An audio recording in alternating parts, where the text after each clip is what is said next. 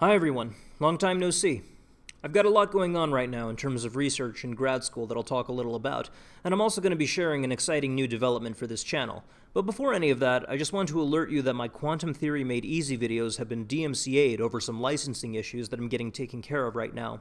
Hopefully they'll be back up in no time, and I'll be able to resume production on the long-awaited third part, but in the meantime I'll be working on that new playlist that I'm about to announce. I think it'll be good to work on multiple projects at once, as I find that I tend to be better motivated to perform when my workload is more diverse.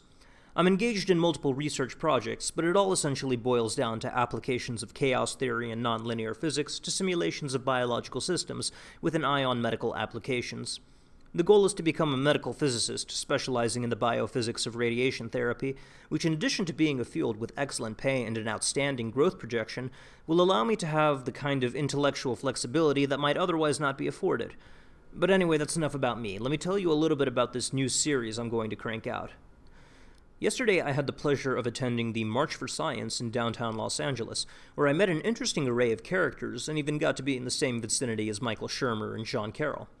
From the beginning, though, there have been controversies about the focus of this march, and these disagreements have formed two broad schools of opinion about the March for Science. What's it really about? What's the message that it's trying to send? What is the goal of such a march? Well, let's start with what both sides generally agree on. The point of the march is to protest the current administration's science policy, which basically involves the appointment of those ideologically opposed to certain scientific realities to positions of power where they'll be able to do the most damage. Basically, the Trump administration has made itself an enemy of the scientific enterprise, which I define as that set of disparate individuals and institutions that produce scientific research. So far it seems pretty straightforward, so what's there to disagree about? Well, one group of people seems to believe that the chief function of the scientific enterprise is to help inform policy and legislation. This is rooted in the belief that science is the best means of appraising the world, and so the most well-informed decisions will be based on what the research comes out with. This view presupposes that scientific investigation produces results that are value-free. That is to say, even though social values may inform the questions pursued and the research undertaken by scientists, that the final product, the conclusions drawn from the research, is itself not an expression of any political or personal values. Good science is agnostic about the fact of any given matter prior to researching it. The scientific practice is, at bottom, fundamentally apolitical. According to this view, science is nothing more than the dispassionate and earnest search for truth, and nothing less than the best means of acquiring it. By contrast, the other group, including some of those who organized the march, and in particular those in charge of its social networks, believe that the chief function of science is to serve a public good, where the good is defined a priori in accordance with a certain political philosophy. They believe that the function of science is to legitimize a particular worldview and to endorse policies and legislation that are amenable to that view. The scientific enterprise only functions well when the knowledge that it produces helps to bring about a state of affairs that are favored by this group's politics. They justify this apparent opportunism by claiming that any pretense to objectivity on the part of the scientific enterprise is illusory, that the scientific enterprise, being embedded in a culture and history of differential power relations among different categories of people, produces results that reflect these relations, which under this view are taken a priori to be unjust. Basically, this group thinks that science is a means of expressing the subjective biases of a ruling class, which are then redefined as truth. And science isn't alone in this. All institutions, educational, judicial, journalistic, scientific, industrial, legislative, familial, and so on, all of these institutions subliminally perpetuate injustice by molding people, socializing them, in ways that bring about these differential outcomes. The goal of those who hold to such a view is to change the institutions, to sanitize them of their hateful and discriminatory and unjust content, in order to make them produce a society that is just and equal and fair.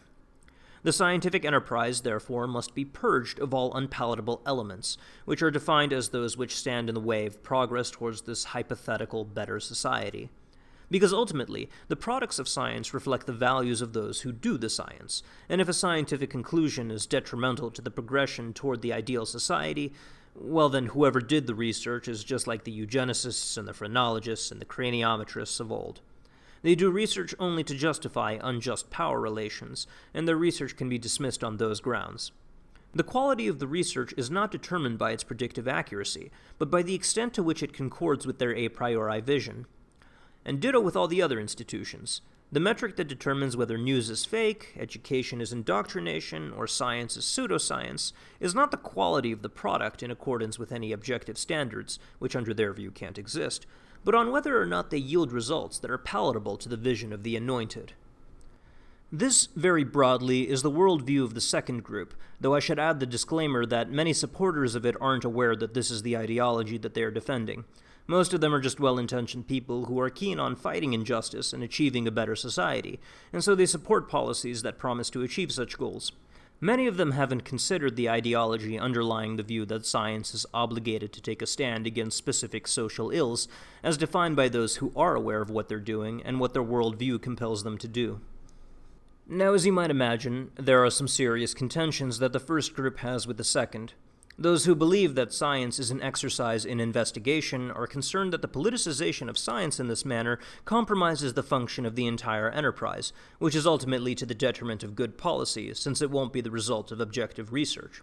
Whereas those who believe that science is an exercise in power politics are convinced that inconvenient scientific conclusions are necessarily the result of implicit biases on the part of the researchers, who are at least unconsciously attempting to legitimize their unjust positions of power. Now, from what I saw at the march in downtown LA, most people seem to be down with the view that science is objective, and that policy informed by science is better than policy informed by ideology. There were a few people who were more open about what it was that they really believed, but for the most part people just wanted to defend the sovereignty of science. It was a different story altogether, however, with some of the speakers in front of City Hall. There was a recurring theme to their speeches, where they would speak generally about specific policies that they wanted, and justified the application of these policies not by saying that this is what the science supports, but by asserting that their application was a moral imperative, and that they would more likely be passed if scientists publicly voiced their support for these policies in their communities. The speaker, Stephanie Pinsettle of UCLA, stuck out to me particularly. She asserted at one point that universal health care was a right, which elicited cheers from the crowd, and she made it very clear that scientists should act like mascots, putting their stamp of approval on her politics in order to make the public more amenable to them. I'm not going to argue about universal health care one way or the other, since my position on it is completely irrelevant to the observation I'm trying to share. All that I'm saying is that there is something very off about a speaker at a rally for the sovereignty of science and science-based policy, who argues for her policies on moralistic grounds rather than on scientific ones, and who asks scientists to use their bully pulpit to consolidate public support for this hypothetical legislation, apparently irrespective of whether its implementation is even supported by the science. Think about the healthcare thing specifically. Most people probably agree that the more people have access to affordable quality healthcare, the better. However, is it necessary for healthcare to be socialized in order for it to be accessible to everyone? Does that come with any trade-offs, like the quality of the care and the capacity of the doctors and other experts to work independently of potentially myopic regulatory oversight from unspecialized bureaucrats? Again, I'm not arguing one way or the other on whether socialized healthcare is a smart policy or not. What I'm saying is that science may be in a position to address these important questions, but if they have, then Dr. Pinsettle didn't indicate so. Had she done so, had she said that scientific studies support the implementation of universal health care as the best means of getting quality, affordable care to as many people as possible, I wouldn't be concerned. My concern is derived, again, from the fact that her argument was rooted in ideology, and her suggestion that the appropriate role for scientists on this matter is to convince the public to support her views by invoking their authority as the true legitimizers of society. Incidentally, what does she think about scientists who believe that free markets have the potential to deliver superior health care to more people if properly implemented? Would they have no place at the March for Science? Would the film studies major who flunked high school biology have more of a right to participate in the March for Science than a professional senior researcher at a world-class institute if the ideology of the former was palatable to the vision of the anointed and the ideology of the latter was not? And so the question was asked by those participants who believed in the objectivity of science. Was the March for Science intended to advocate for science-based policy divorced from ideology, or was it intended to incorporate scientists into a specific political venture, consolidating their authority in hopes of influencing the public? And more fundamentally, does this mean that a science unguided by the correct ideology is nothing more than a game of power politics, reflecting the bigoted whims of unjust ruling elites? This is the question that was debated in what came to be known as the Science Wars, a series of intellectual conflicts in the Academy that reached their boiling point in the 90s, and continues to this day, actually. What happened prior to and during the March for Science was another episode in these wars, and I'm making a new playlist going over their history. I'm going to structure it by first uploading an introduction to the series later this week, then documenting the chronology of every major incident in this conflict with well-sourced commentary.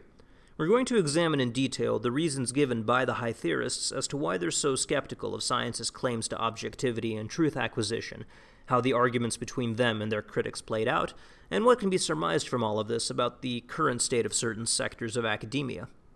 The reasons why I'm doing this will be expanded upon in the introduction video, but the long and short of it is that it can be used as a kind of case study for how this ideology functions and why its subscribers act the way that they do. There has been a lot of commentary about the inroads that this ideology has made in the media, education, popular culture, and so on, but it's very difficult to address the root of the problem because the underlying belief system is very broad, very slippery, and very abstract. In seeing how it was applied in criticisms of science, the shortcomings of this belief system should become much clearer and much easier to articulate, since the principles used by these high theorists to critique science are the same as they use everywhere else. Anyway, that concludes this update video. I'm sorry again for the inordinate delay, but I'll be uploading much more frequently now, I promise. Cheers.